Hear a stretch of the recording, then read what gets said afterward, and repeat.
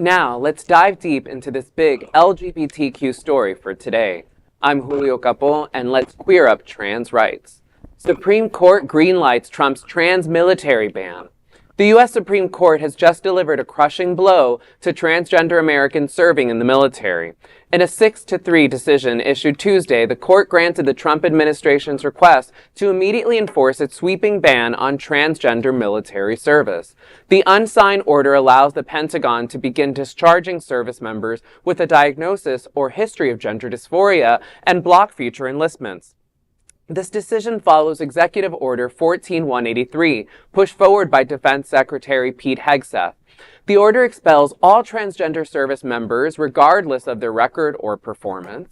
It also stays a previous nationwide injunction in Commander Emily Shilling et al. Versus United States, allowing the policy to take effect even as legal challenges continue. Commander Emily Shilling, a decorated Navy aviator who has flown over 60 missions, is one of the plaintiffs. Civil rights groups argue that the administration's actions are rooted in bigotry, not national security.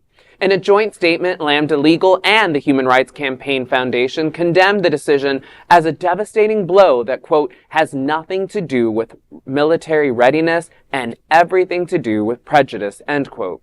Lambda Legal CEO Kevin Jennings told The Advocate, and I quote, "We lost a really important battle today, but the war is not over," end quote. Transgender advocates say the fight continues and they will not back down.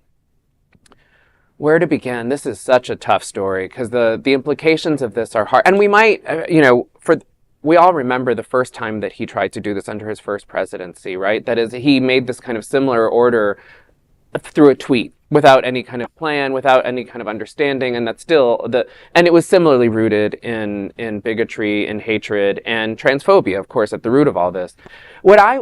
So this is horrifying, and I'm excited to see how the community has quickly come together in support of our military veterans, right, who are trans and gender nonconforming and a number of other things, right? People who are vulnerable in a number of different spaces already in the military, hoping to find in the military and through the state a sense of security, right? And they're, of course, being dismissed, right? So as a historian, where this immediately goes to me is this is not new, right? That is, the idea of seeing trans and queer people as national threats is decades old and a kind of old playbook. That is, to see this as being anti-American, as somehow a kind of problem to the state, has never been rooted in any kind of reality except for the reality of hatred. And that is just really hard to swallow. It's painful to me to see that LGBTQ plus people that's how big we are,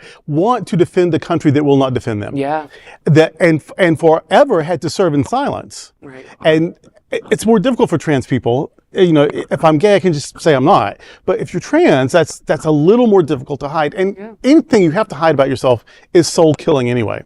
So this is very painful, but it's also painful anytime any group of our country is demonized or dehumanized.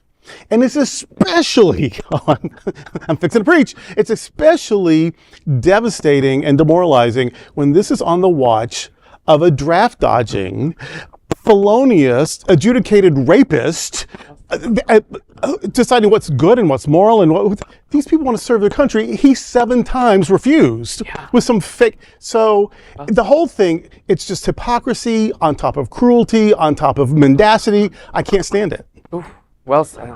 And it's very sad because the bravest thing that you can do is serve your country. And for these men and women who are serving our country day in and day out, for the country to turn against them. It's ugly. It's awful. It's very sad that we've come to a point in our country's history where, 10, 15, 100 years from now, we're going to look back and be like, what did we do? Yeah.